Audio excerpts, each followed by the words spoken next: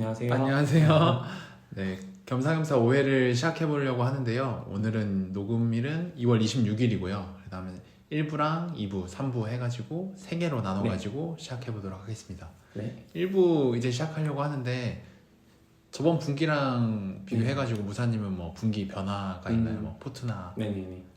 뭐 분기 변화라고 하면 작년에 워낙 의사결정 많이 하고 빠르게 해서 네, 저희 좀 깨졌던 해였잖아요. 네 맞아요. 그러다 보니까 이제 회전율 줄이기, 네. MDD 관리 이게 최우선으로 뒀고 그거를 어쨌든 잘 지켰던 분기였던 것 같아요. 아 이번 분기가요? 예. 아. 그래서 매매는 거의 없었고 오. 근데 작년 말쯤에 네. 거의 메리츠 100으로 했잖아요. 포트를. 네. 그렇다 보니까 사실 매매 계속 할 그것도 없었고 했는데 이제 그래도 이제 하고 싶었던 것들을 찾으면은 메리츠를 덜어서 할 수밖에 없었어요. 그래서 보통 이번 분기에는 계속 메리츠 90 아니면 100 그 사이에 계속 왔다 갔다 하면서 나머지 10으로는 계속 뭔가 했던 것 같아요. 그 중에서도 막 비중을 막 크게 하거나 했던 것은 또 거의 없고 또 그리고 거의 뭐 금융주라든지 네. 좀 숫자 실적 같은데 막 덜 예민한 것들 네. 그런 것들 위주로 매매를 조금 하긴 했어요. 뭐 뭐 예를 들어서 오리온도 매매를 네. 했었는데 오리온은 그 이제 중국이랑 뭐 베트남 같은 그런 공산국가들의 매출 비중이 한 50% 가까이 이렇게 됐잖아요. 근데 이제 미국 2024년을 관통했던 거는 미국 예외주의였던 것 같아요. 그래서 저는 이제 미국이 이제 그래서 좀 국장이 좀 더 우위에 있다 그런 톤을 저희는 좀 가지고 있는 상황이었고 시장은 그걸 바라보고 있는 상황이었고 이제 실물 경제도 턴하는 쪽은 중국이었고 미국은 오히려 거기서는 위태로운 자리였다고 생각을 해서 저는 오리온을 좀 좋게 봤어요. 중국이 큰 약간 예. 투자 포인트였네요. 그러면. 예, 그래. 근데 그거는 큰 투자 포인트였다기보다는 좀 미시적으로 기업의 투자 아이디어를 찾기는 했는데 그 매크로 쪽에서는 저는 중국이 더 우위에 있다고 생각을 했어요. 미국보다. 그런 상황이었고 그 오리온이 이제 속해 있는 어떤 대외 변수는 그랬죠. 근데 이제 오리온은 이제 베트남이랑 중국에서 뭐 춘절 이런 국경정들을 앞두고 있었는데 그게 그때마다 성수기예요. 그래서 성수기였는데 이제 중국에서는 뭐 경소상 이슈라고 이제 유통망이 좀 네. 바뀌면서 이제 마진은 더 좋아지고 그 대신에 초반에 좀 매출이 빠지는 부침이 있는 구간이었거든요. 근데 이제 이제는 그 이슈가 다 해소된 상황이어서 이제 뭐 12월 달이라든지 1월 달이라든지 하는 그런 실적들은 기저가 좋고 마진도 더 좋게 나올 거라고 판단을 했어요. 그럼 베트남이랑 네. 이건 처음 들어가지고 네. 베트남이랑 동남아의 그 춘절? 중국. 중국. 네. 그래가지고 그러면은 오리온이 펀더멘털적으로는 기저가 좋은 구간이고 또 숫자도 좋을 구간이고 네. 근데 숫자가 안 좋게 나와도 주가가 뭐 그렇게 빠질 거냐 일단 숫자가 그렇게 빠질 가능성도 거의 낮다고 생각한 상황에서 이건 베팅해도 괜찮겠다 싶어가지고 오리온을 잠깐 매매했었고 그렇게 또 오리온을 수익 구간을 누리다가 또 뭐 메리츠가 많이 빠지면 또 갑자기 또 메리츠 100이었다 계속 그런 식으로 갔었어요. 그러면 그 오리온 그 어쨌든 바이오랑도 엮여 있잖아요. 네네네네. 바이오 관련된 사업이 오리온 주가에 녹아있지는 않은 것 같은데 바이오가 니가캠이 많이 올랐을 때 오리온도 크게 오르진 못했잖아요. 네네. 하나도 못 올랐죠 뭐. 근데 그러면 그거에 대한 의사결정에 관련해서는 어떻게 생각하세요? 그 오리온이 바이오의 기업에 투자하는 거에 네. 대해서 일단은 저희 이전에도 이걸 네. 아마 녹음을 했었던 것 같아요. 근데 식품주나 이런 것들을 가장 좋아하는 투자자들은 그게 좀 예측 가능한 정도의 숫자를 제공을 하잖아요. 네. 근데 바이오가 끼임으로써 그 숫자가 불확실성 그리고 바이오 기업 자체가 내포한 그런 변동성 같은 것들 그런 것들에 자유로워질 수 없다 이런 이야기가 많아서 더 이상 이제 오리온을 투자 리스트에서 제외할 수 있는 사람이 생길 수 있을 것 같다 이런 얘기를 했었던 것 같아요. 근데 저도 공감했는데 그 대신에 저 바이오는 잘은 모르지만 리가캠 같은 경우에는 그 ABC 링커 플랫폼이잖아요. 그래서 얘네가 뭔가를 막 이렇게 임상을 치고 나가가지고 위태롭게 뭔가 깨지고 약간 그런 비즈니스는 아니라고 생각을 했어요. 근데 실제로 그 뭐 일본 쪽에서 이미 로열티를 받아가지고 네, 맞아요. 리가캠의 돈은 실제로 벌어왔고, 그리고 뭐 삼성 바이오로직스 쪽에서도 ADC의 원년을 알리는 느낌이 네. 들었어요. 그래서 그러면은 이 기업은 바이오라는 범주에 속해 있긴 한데 이익의 안정성은 있다, 어느 정도 있다라고 생각했어요. 그러니까 바이오를 좀 싫어하는 투자자들을 보면은 이게 O냐 아니면 X냐인데 X면 된통 깨지는 게임이잖아요. 맞아요. 근데 리가켄 같은 경우에는 X보다는 세모 정도였던 것 같아요. 그래가지고 오리온이 그 허인철 회장님께서 하는 프라이싱 능력도 좋다고 생각을 하고 있었는데 그렇게 한 의사결정에 어떤 의미가 있었을까 생각해봤는데, 리가캠 같은 경우에는 바이오지만 세모 쪽에 가까워서 저는 나쁘지 않다고 봤고요. 그리고 식품주 그리고 바이오 둘 다 식품공학, 생명공학 되게 유사하잖아요.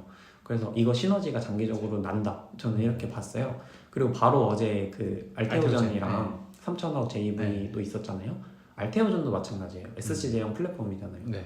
그래서 계속 이 기업이 바이오를 대하는 태도가 O냐 X냐가 아니라 세모다 이렇게 했을 때는 그러면 스노우볼 계속 굴려도 좋겠다 이렇게 생각해서 지금도 오리온은 좋게 보고 있는 상황이에요. 그러니까 저는 오리온 보면 드는 생각이 네네네. 좋은 기업인 것 같아요. 그러니까 그런 의사결정도 저는 마음에 들거든요. 네네. 오히려 바이오 쪽에 투자를 하고 적극적으로 하는 거는 저는 오히려 좋아하는 사람인데 제가 생각하는 건 이게 좋은 기업인 건 아주 명확하게 알겠는데 그 다음에가 약간 그러면 내가 이거를 투자를 해가지고 약간 이득을 볼 수 있을까에 대한 그 판단이 저는 잘 안 서더라고요. 그러니까 그거 관련해가지고 좀 궁금해가지고.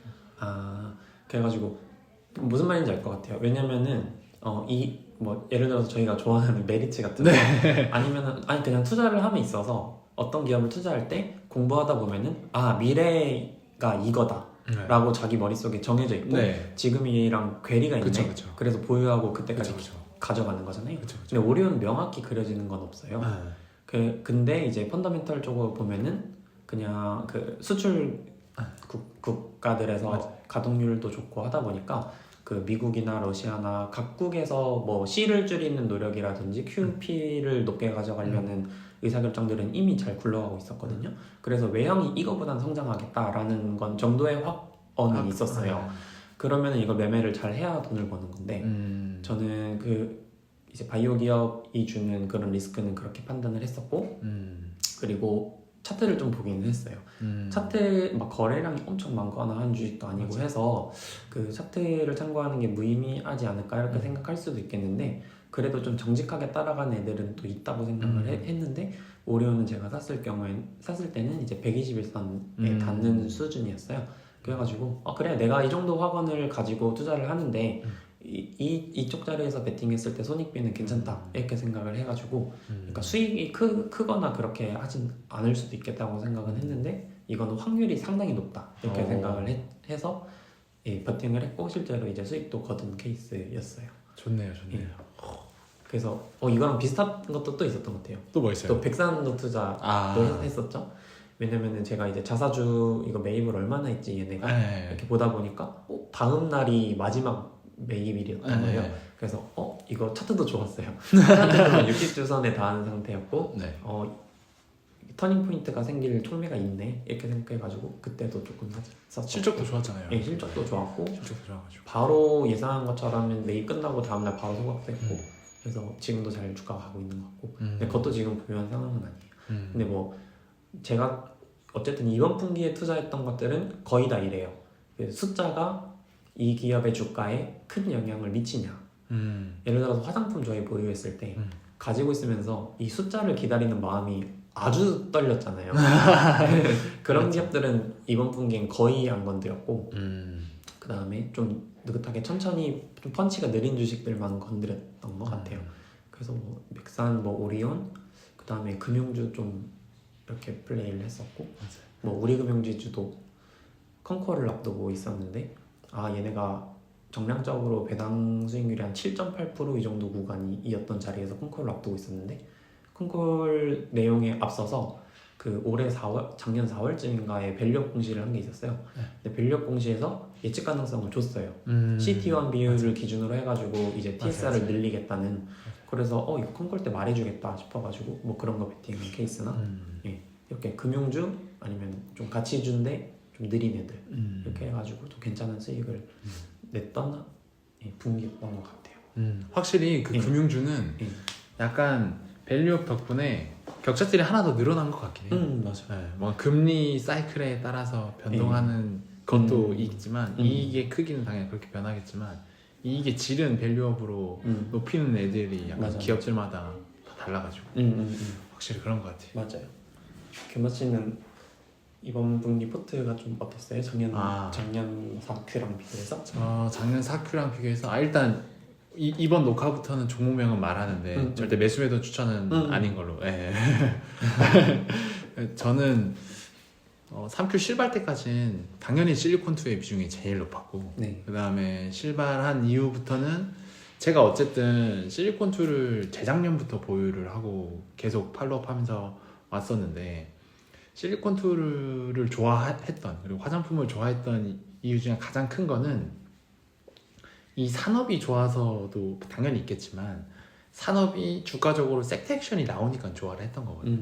작년부터 그게 좀 많이 깨졌어요. 섹터 액션은 아니고 개개인 그 기업마다도 다 다르고 ODM별로도 다 다르고 다 다르면서 조금씩 약간 기시감 같은 게 들었어요. 네, 그래서 그게 약간 확실화된 게 작년 3Q 실발 11월 달이었고 그 이후에는 다음에 섹터 액션이 나올 게 뭘까를 진짜 고민을 많이 했거든요. 고민을 많이 했는데 그때 제 생각엔 2개 정도였어요. 조선이랑 밸류업 네. 2개만 간다. 근데 뭐 무사 씨는 저를 잘 알겠지만 제가 수주하는 그 산업을 정말 싫어해요. 뭐 조선, 방산, 장비주들 뭐 이런 산업을 좀 많이 싫어하거든요. 그래서 조선도 한 며칠 보유했어요. 며칠 보유했는데 보유하면서 느낀 거는 진짜 갖다 팔아버리고 싶다. 그냥 수주 산업이 너무 안 맞는구나. 공부도 생각보다 그래도 많이 했거든요. 생각보다 조선업 지금 트렌드가 어떤 거고 지금은 어떤 방향으로 있으니까 이런 뉴스가 나오면은 더 약간 좋은 뉴스고 시장의 기대치는 어느 정도다 정도까지도 다 파악을 해서 약간 제 ETF 짜듯이 짜놨어요. 현대중공업이나 몇 개를 짜놨는데 안 되겠더라고요. 그래서 그걸 안 된 다음부터는 그 다음에 3분기 실적 발표가 좋았던 메리츠로 갈아타고 밸류업으로 갈아탔죠. 밸류업으로 갈아타면서 그때부터 생각이 좀 많았어요. 그러니까 배당으로 인한 그 채권 수익률처럼 무사시가 말한 그 채권 수익률로 하는 그런 관점도 좋은데 전 그것보다는 어쨌든 시결이 좀 짧으니까 6개월에서 아니면 1년 정도니까 그럼 그때는 어떤 걸 주요 팩터로 봐야 될까 하면서 봤던 게 하루 거래량 평균 거래량 대비 자사주 매입량을 보자 해가지고 그거는 섹터 액션이 나올 수 있겠다 라고 생각해서 밸류업을 가져갔고 밸류업 가져가면서 올해는 약간 무조건 턴어라운드가 나올 것 같은 섹터가 저는 엔터라고 보거든요. 그래서 엔터랑 그 다음에 뭐 밸류업 이렇게 가져가고 있습니다. 네, 지금도 그거는 변함은 없고. 근데 겸아님이 수주 베이스에서 그 겸아 씨 마음을 건드리는 건 어떤 거예요?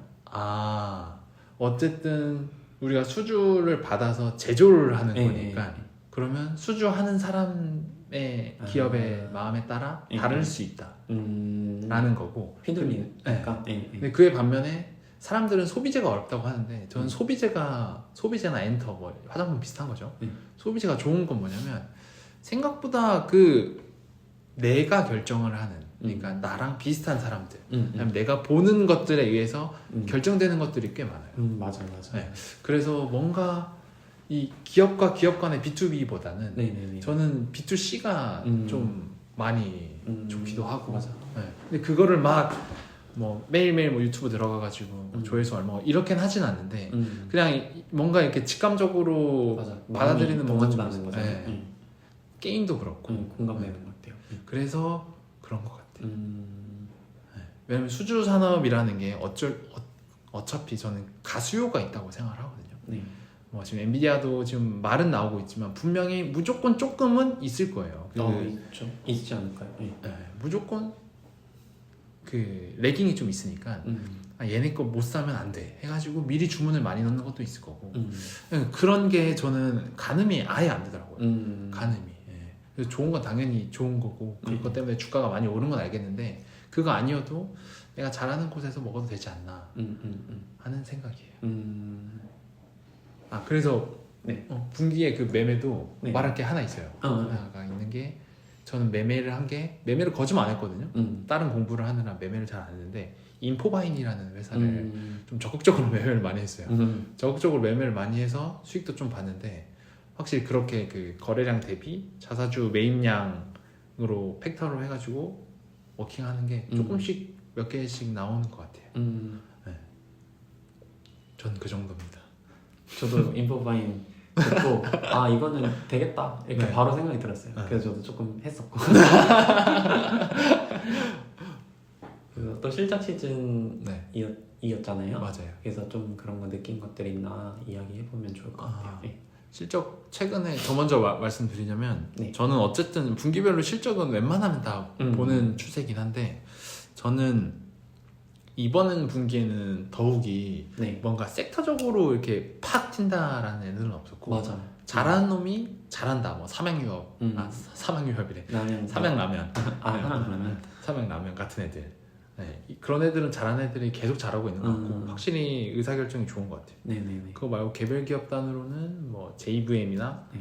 남양유업 특히 남양유업은 3Q부터 턴한 게 확실하거든요. 음. 확실히 완전 V자 반등 재무적으로 V자 반등을 하고 있어가지고 남양유업이나 뭐 계속 잘하고 있는 뭐 인바디 이런 애들이 계속 눈여겨 보고는 있어요. 그래서 촉매가 터지면 바로 베팅을 할 수 있지 않을까 하는 생각을 하고 있습니다. 인바디는 촉매가 좀 어떤? 인바디는 네. 인바디 재무제표를 좀 보면 이번 4Q 실발까지 한 4개년 5개년인가 매출액이 떨어진 적이 없어요. 그리고 영업이익도 계속 우상향하고 아, YY 전부 다 말씀. 네, 전부 다. 거죠? 전부 다. 그래서 인바디가 왜 잘 나가냐라는 걸 사람들이 좀 의문을 할 수 있잖아요. 근데 저는 약간 이게 좀 큰 트렌드 같은 게 뭐냐면 우리가 헬스케어를 하든지 아니면은 뭔가 건강을 챙긴다든지 할 때 사람들이 점점 그 일상으로 녹아 나가는 것 같거든요. 예를 들면 예전에는 바디 프로필을 찍는 약간 과시 아니 인바디래 인스타그램처럼 이렇게 과시하는 거에서 이제 점점 사람들이 그 일상적인 약간 녹아내고 있거든요. 근데 이게 어떻게 한꺼번에 바뀌었을까를 약간 고민을 저도 하고 있었는데 그 송영길 그분 데이터 많이 나와가지고 해주셨던 말이 우리가 시각화되는 거 때문에 진화하는 게 많다. 예전에는 너 비만이야? BMI가 몇이야? 비만이야? 아니야? 를 판단했다면 이제는 BMI 지수는 난 비만이야. 근데 난 체지방 지수가 엄청 낮아.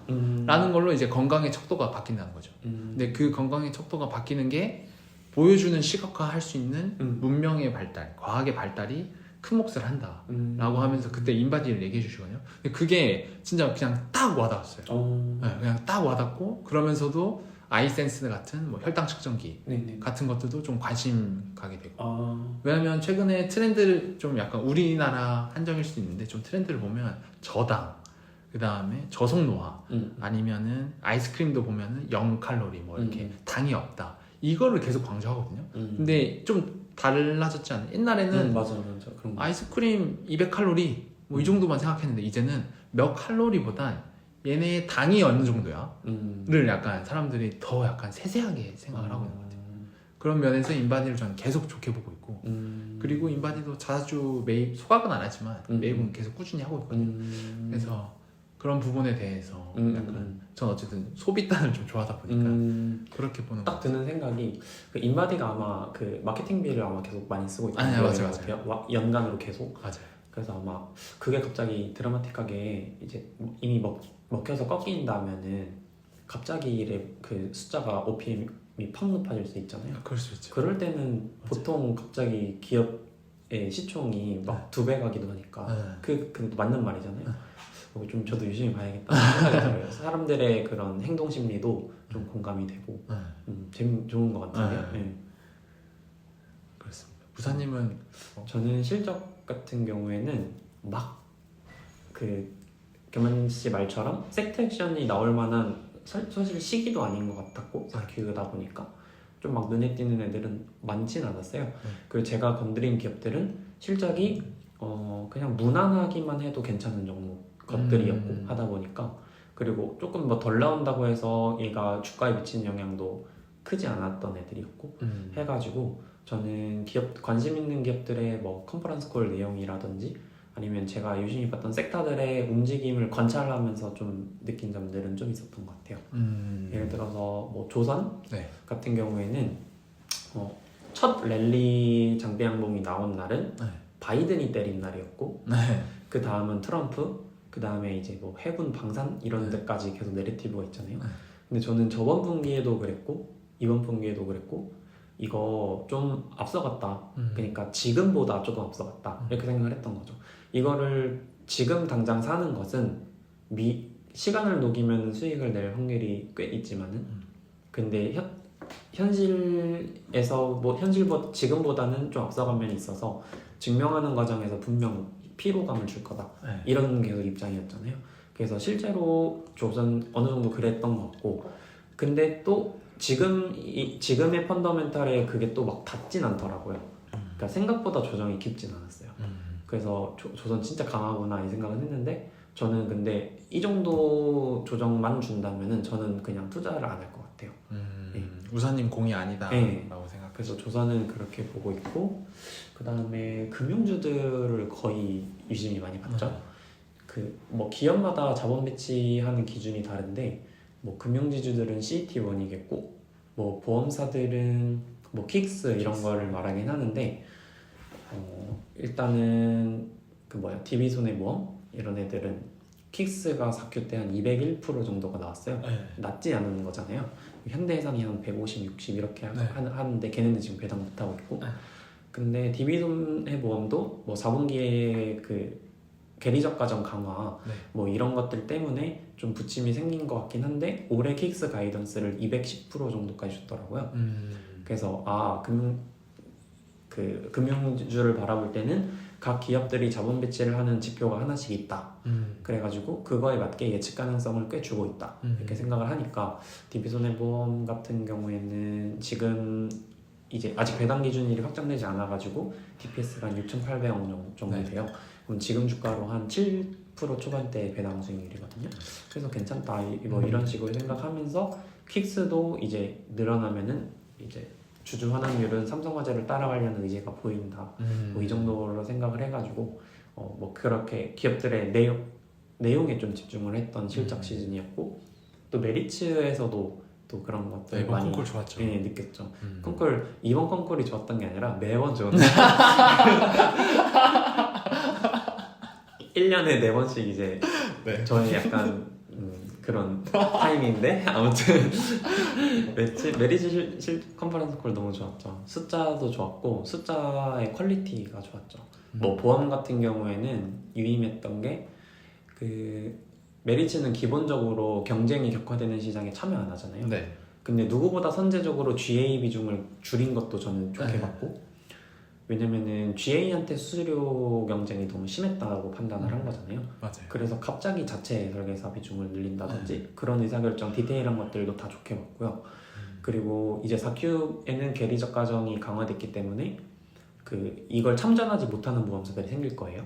왜냐면은 내부적으로 이거는 우리 앵꼬나 손해야 이렇게 판단을 해서 뭐 장기인 보험 같은 경우에 빠질 거예요. 몇몇 보험사들이. 근데 이번 건콜에서 메리츠는 이제부터 당국이 개입했기 때문에 우리의 경쟁 환경이 좋아졌다라고 코멘트를 했어요. 그럼 다시 또 CSM이 늘어날 여지가 생겼잖아요. 그래가지고 보험 쪽에서는 그렇게 좋게 봤고, 그 증권 같은 경우에는 이제 메리츠는 어떤 신사업이나 어떤 사업을 어쨌든 자기의 외형에 확장을 하기 전에 무조건 적임자가 있는지 보잖아요. 그래서 이번에는 경영진단의 이동이나 변화도 꽤 있었고, 그 다음에 예전에 그 IB 전문이라고 하시는 그 NH였나? 키움아니었나? NH였나? 거기서 활동하시는 이제 IB맨을 영입해가지고 IB 쪽을 강화하려는 모습도 좋게 봤고, 그리고 그 리테일 쪽에서도 최근에 되게 가파르게 네, 맞아요. 치고 나가고 있잖아요. 맞아요. 그래가지고 근데 또 이게 지금 이렇게 공격적으로 하는 정책이 26년까지 예상되는 비용이 1,000억밖에 안 되더라고요. 네. 그 수수료 무료나 뭐 환전 수수료 이런 것들도. 그래가지고 아 올해는 뭐 그냥 작년보다 나빠질 수는 절대 없다 이런 네, 생각이 저도 좀 그건 들었죠. 완전- 그래서 보험도 좋고 증권은 좀 기대된다 이렇게 생각을 하고 있었어요. 그리고 뭐 그렇게 올해가 2025년은 한 2.6조 정도 이렇게 벌지 않을까 네. 저는 이렇게 생각을 했는데 얘네가 포워드 PER이 10배까지 자사주 매입 소각을 하겠다고 하고 네. 그 10배라는 거는 단순히 그냥 배당 수익률과 비교하기 위한 네. 정량 지표지 그게 절대치가 되진 않겠다고 했잖아요. 그리고 향후 뭐 얘네가 자본 배치를 함에 있어서 그 브레이크만 없다면 네. 계속 이어가겠다고 했고 50%의 네. 주주 환원도 그래가지고 그 옛날에는 뭐 메리츠 금융지주가 한 10조 정도 수준이었을 때 그때도 거의 집중 투자를 했었는데 20조 정도를 타겟했던 거기서 저는 상방이 그 정도라고 생각을 했었는데 이제는 그게 완전 하방이 된 것 같아요. 그쵸. 예, 그래서 저는 거의 금융주나 뭐 메리츠나 이런 것들은 이제는 거의 차익거래급으로 위험이 없다 이렇게 생각이 들더라고요. 그래가지고 그래도 레버리지를 안 쓰는. 잘 안 쓰죠. 왜냐면은 사실 100% 메리츠 가져가다가도 시장이 좀 과하거나 하면은 저는 현금을 막 10%씩 챙겼잖아요. 네, 맞아요. 그래서 저는 MDD 관리를 계속 하려고 해서 예. MDD 관리도 뭐 2부 때 네, 이렇게 좋아요, 얘기하면 좋을 것 같고 좀 길어진 것 네, 같아가지고 1부는 일단은, 여기까지만 예, 할까요? 좋습니다. 네, 감사합니다. 감사합니다.